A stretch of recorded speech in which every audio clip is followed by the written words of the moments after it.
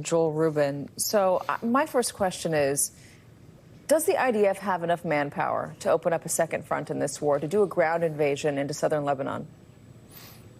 Katy, it's a very dark moment right now. And to your question, to answer directly, in the near term, Israel, the IDF, does have enough manpower for a near-term incursion.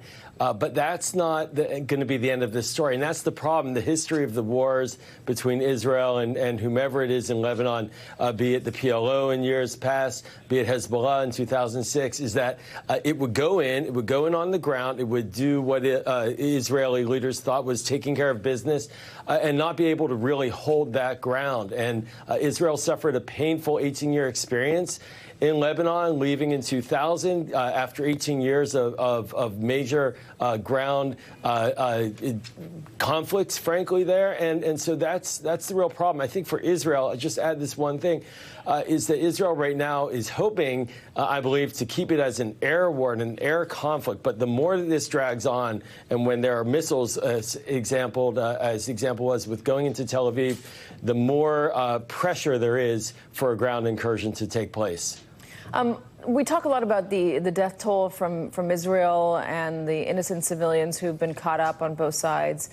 When we're talking about Hezbollah, it is a terrorist organization, defined so as such by the West, the United States included. What are they doing? It's not like Lebanon's going to war with Israel, it's Hezbollah. What are they doing hiding missiles and hiding weaponry within residential neighborhoods? Yeah, they're up to no good. What they've been doing for years, since 2006, is stockpiling hundreds of thousands of missiles obtained both from Iran as well as developed organically. And several weeks ago, it was reported Israel blew up a missile production facility on the border of Syria that Hezbollah benefited from, and Iran and Russia also worked at. So these missiles, they are pointed at Israel for a reason. And that's why you see broad popular support in Israel right now for this effort, these attacks. In many ways, the recent Patriot attacks was done as a preemptive strike to disable Hezbollah communications, to not just send a message, but also to make it difficult for Hezbollah to respond, because these missiles have been used as a threatening mechanism from the north into Israel. And over the past year, Hezbollah has basically depopulated much of northern Israel through unprovoked attacks into that territory. So it's a real conundrum, quite frankly, for the Israeli Defense Forces. Yeah, 60,000 displaced and a lot of political pressure within the country to get those folks back, as much political pressure, you could argue, as to get the hostages back. That's right. Let me ask you about the other war that's on right now. That's the one in Ukraine. President Zelensky was addressing the UN General Assembly today. Here is part of what he said. And Russia found very special bodies for that. North Korea and Iran. Telling choice of friends.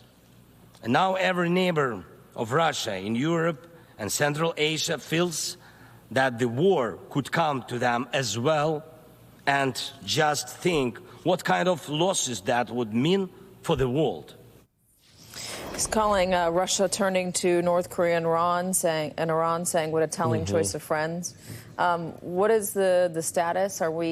Is that country, is Ukraine, any closer to either winning the war or finding a negotiated peace with Russia?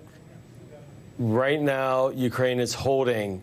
But what we're watching is a desire by President Zelensky, and he'll speak to President Biden about this as well at the White House, a desire to have our authorization to use American military equipment and missiles to shoot deeper into Russian territory, because there's a real concern that Russia is going to knock out Ukraine's energy grid heading into the winter. So we're not necessarily closer at this stage to a resolution, certainly not. And these alliances that Russia is engaging in, with Iran in particular, where Iran is now sending missile technology to Russia.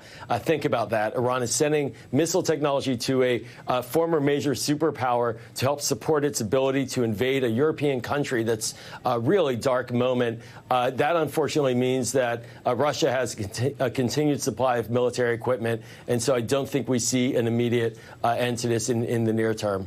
Joel Rubin, thank you very much for joining us. Thanks, Katy. Even with all this bad news.